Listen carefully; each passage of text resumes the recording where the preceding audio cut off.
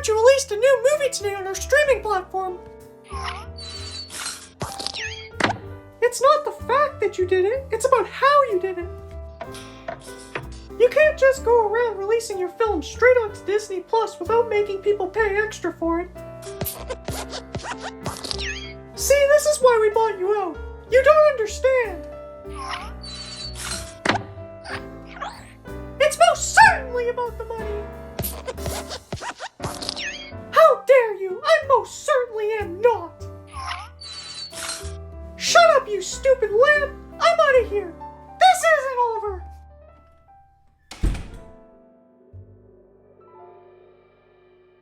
Hello everybody. Welcome back to yet another video. In today's video, I'm going to be reviewing PIXAR's newest film, Luca. So, Luca was released yesterday, and if you don't know, it's a film about a boy he's not human, he's like this sea monster, and when he's in water, he looks like a sea monster would look like. But when he's on land and he's dry, he looks like a human. So, he's been taught from a very young age that you're not allowed to go on land because the humans are going to hunt you and they're going to want to try and kill you.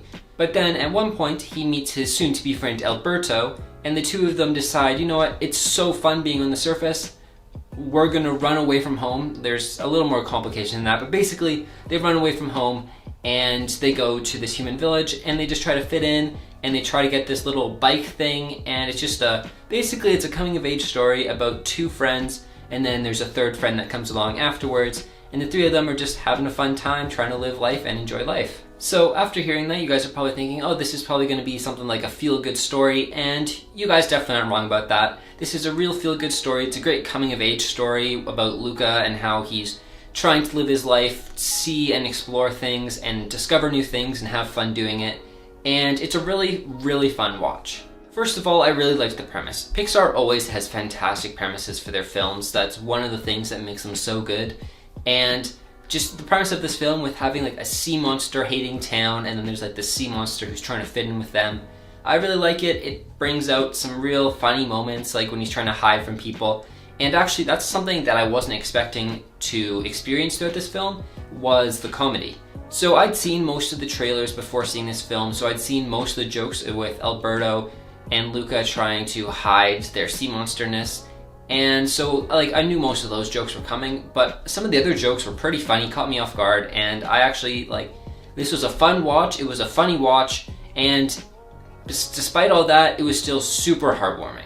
So I want to keep this spoiler free, so I'm not going to actually say what happens, but at the end of the film, Alberto and Luca, something happens in their relationship that's like super heartwarming, and I really liked that scene. It's such a great end to the film. And for the most part, the three main characters, I really liked their relationship. At one point, like most kids movies do, there's some forced tension in there, and I didn't like that because it felt out of character. They'd been such good friends throughout the entire film, and then out of nowhere they started fighting. And it was manufactured tension that I didn't believe in. And when this argument occurred, I was like, this doesn't really make sense, because the way these three characters have been built up, they've been built up to like really like each other and understand each other, and they've been such good friends, and then out of nowhere they start fighting. So I didn't believe it, and then as all kids movies do, again, I'm not going to consider this a spoiler, I'm not going to tell you how it happens, but obviously the characters make up in the end. And there's kind of like two instances where they make up. First of all, there's something that Luca does, and I'm like, this doesn't really resolve the conflict. Like, I wasn't on board with the conflict, but you doing this doesn't resolve the conflict, so like, what are you doing here? But apparently it does resolve the conflict. And then Alberto ends up coming, and Luca has to do something else for him, and that's where I felt like the conflict was actually resolved. It was a really heartwarming moment. It kind of went back on something that Luca had done early in the film that was like really bad and terrible of him. So like, he made up for himself and helped Alberto, and that was such a great scene. I know that I'm kind of being very vague in this whole, like, this last couple of minutes here. I apologize for that. I just want to keep it spoiler free. If you guys want my spoiler opinions and stuff, just leave a comment and ask, and I'll give them, I guess. I'll give spoilers in the comments, I just don't want to in this video, in case people haven't seen it yet, since obviously it came out today. So this basically goes without saying at this point because Pixar's amazing, but the animation style was fantastic. Animation is something that they have nailed since day one with Toy Story, and it's just gotten better since then. And at this point, it's just so amazing to see the animation that they're doing, and I can't wait to see, like, in another 20 years what it's going to look like, and how we're going to look back at this and see it as outdated.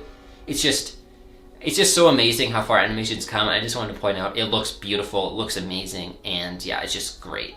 So one final bit of praise I want to say before I get into some of the negatives I have with the film is that Alberto, he has kind of this motif of father figures going throughout the film, and the way that they used that and played with that, and like, it was just, he's probably the emotional core of this film, honestly. Like, just the things that they do with him and how father figures are important to his life, it was really heartwarming and also really devastating, and that was, to me, the most emotional moments in the film, and I really liked that aspect of it.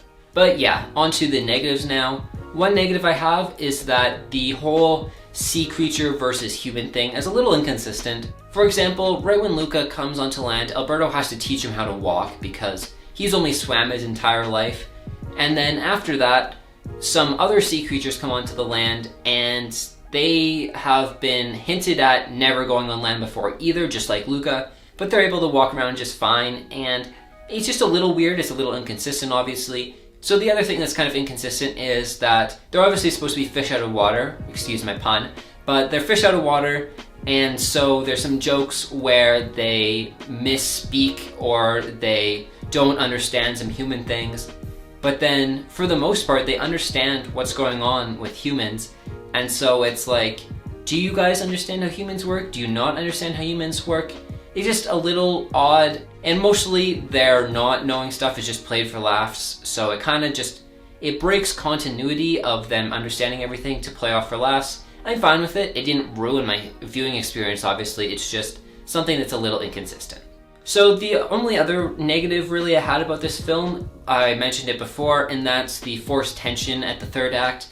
For some reason, almost every single kids movie seems to fall into this, and I don't know why this is a trope, because it's not necessary. It's like, we don't need manufactured tension. I don't get it. I don't know why we need to have it. It just didn't work. Sometimes it does work, I will admit, but in this film, it doesn't work for me. It's out of character for all of the characters involved, and just, I wish that the three friends had just stayed friends throughout the whole film, and I don't think we needed this manufactured tension.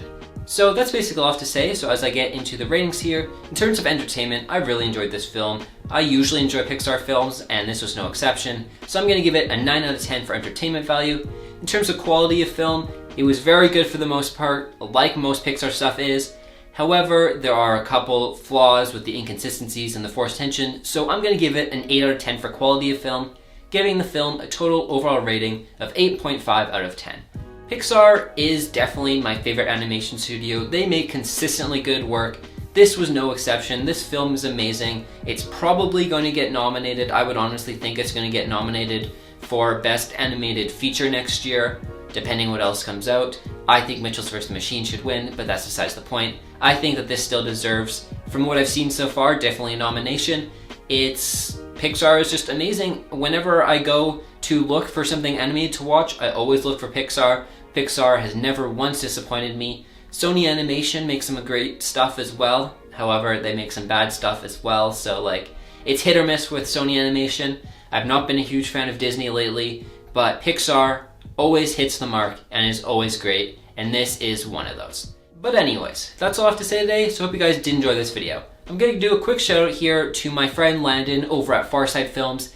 He posted a podcast, I believe, last night as when you guys are seeing this video. I'll have it linked here. You can go check that out. In the podcast, he talks to me and interviews me about my channel. We also review the sequel to Silence of the Lambs, which is Red Dragon. So definitely go check that out. I think if you guys like my content, you'll probably like his podcast, so go check that out. But anyways, leave a like if you enjoyed this video, subscribe if you're new around here, and if you want more updates on my videos, check out my Instagram, ntd_films. Thank you guys all for watching, and have a good day.